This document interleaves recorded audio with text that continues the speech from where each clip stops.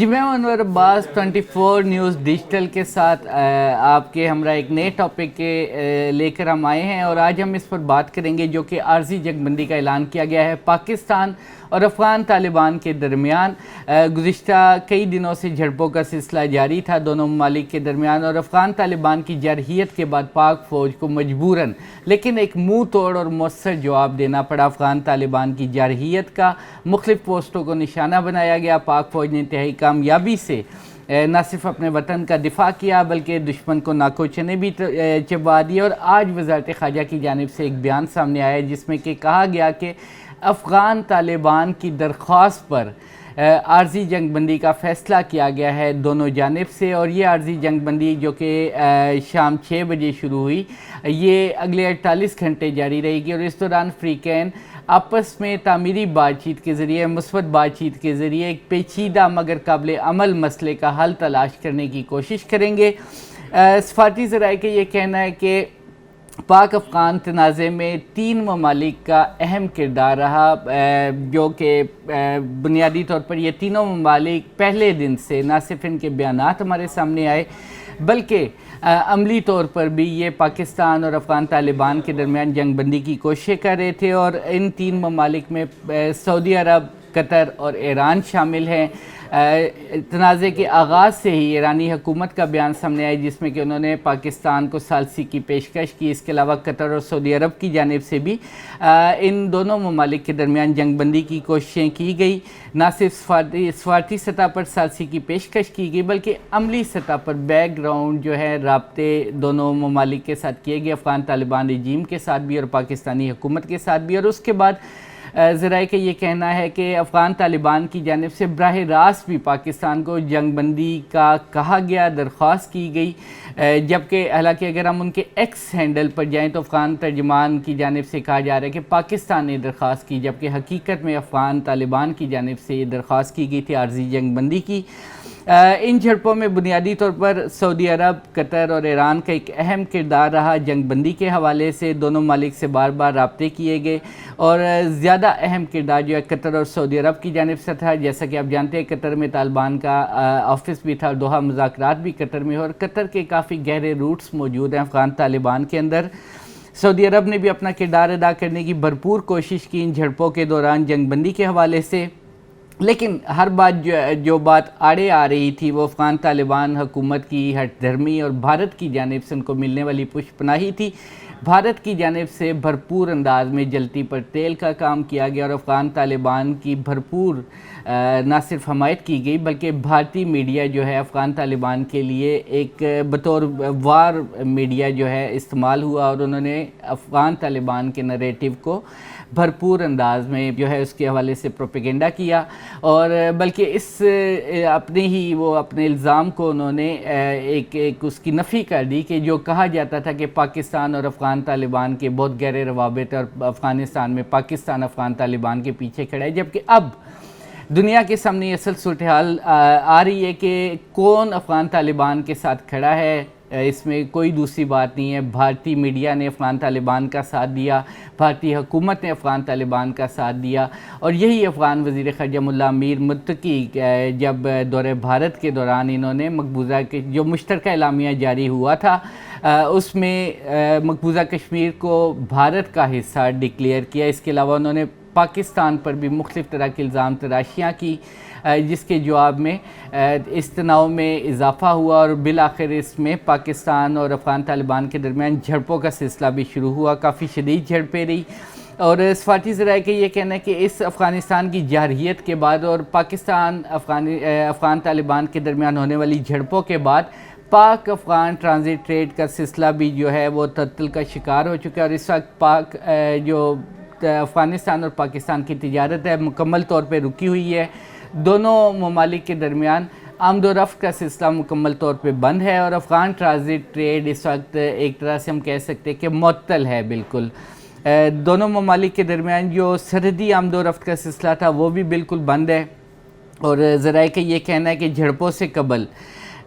پاکستان اور افغانستان کے درمیان تورخم اور چمن کی سرحدی کراسنگ کھلی رہی۔ جب جھڑپوں کا آغاز ہوا وہ کھلی رہی، لیکن وہاں سے صرف ان افغانوں کو جانے کا راستہ دیا گیا جو کہ اپنے ملک جانا چاہتے تھے، اپنے وطن واپس جانا چاہتے تھے، جو پاکستان میں غیر ملکی مقیم تھے، ان کو بارڈر کراسنگ کی اجازت دی گئی تھی چمن اور تورخم سے، ذرائع کا یہ دعویٰ ہے، اور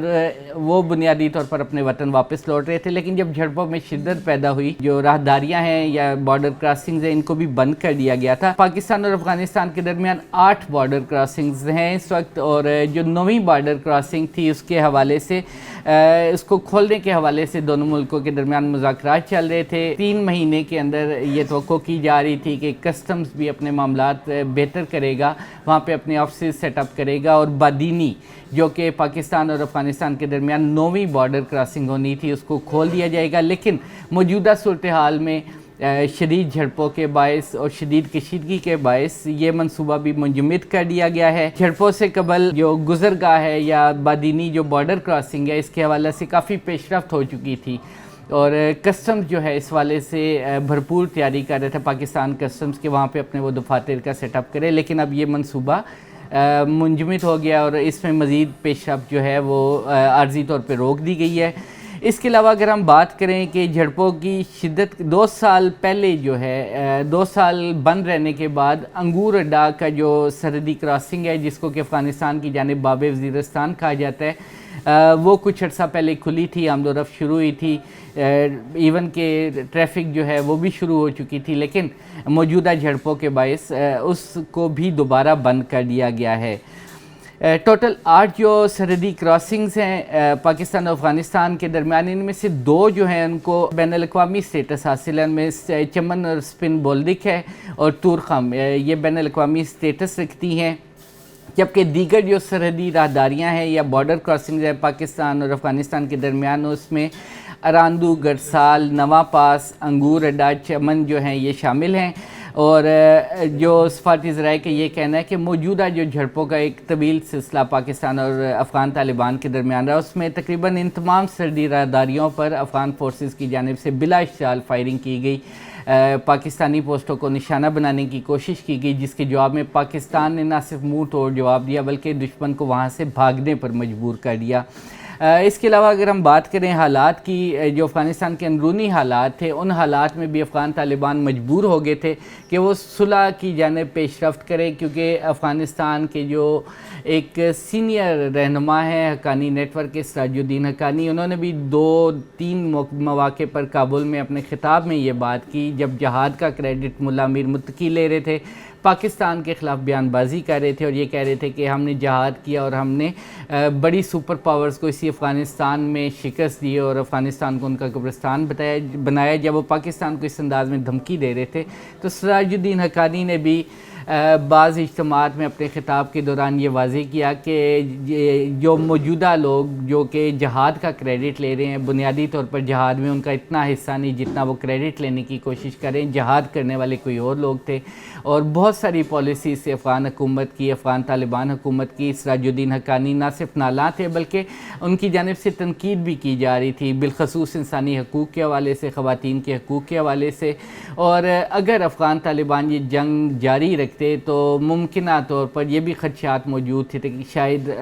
سراج الدین حقانی یا حقانی نیٹ ورک افغان طالبان کے خلاف ہتھیار اٹھانے پر مجبور ہو جاتا، لہٰذا افغان طالبان کے پاس اس وقت صلح کے علاوہ کوئی زیادہ آپشنز موجود نہیں تھے، جس کی وجہ سے وہ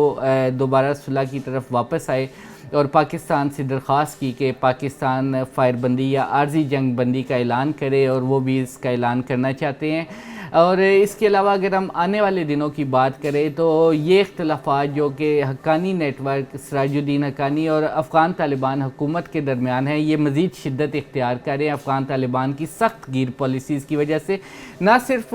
حقانی نیٹ ورک کو اس پہ اعتراضات ہیں بلکہ عالمی سطح پر بھی مختلف مغربی ممالک کی جانب سے بھی، اور بالخصوص ابھی جو حالیہ 4 ملکی مذاکرات ہوئے ماسکو میں، اور اس کے علاوہ ماسکو فارمیٹ کے جو اجلاس ہوئے ان میں واضح طور پہ مختلف اعتراضات کا سلسلہ جاری رہا۔ ماسکو فارمیٹ میں بھی شریک ممالک نے افغان طالبان کی جانب سے اپنی سرزمین کو ہمسایہ ممالک کے خلاف استعمال نہ کرنے کی، نہ ہونے دینے کی درخواست کی۔ اس کے علاوہ انہوں نے اس بات پر زور دیا کہ افغانستان کے اندر جو دہشت گرد گروہوں کی پناہ گاہیں موجود ہیں، محفوظ پناہ گاہیں، افغان حکومت خود ان کے خلاف کارروائی کرے۔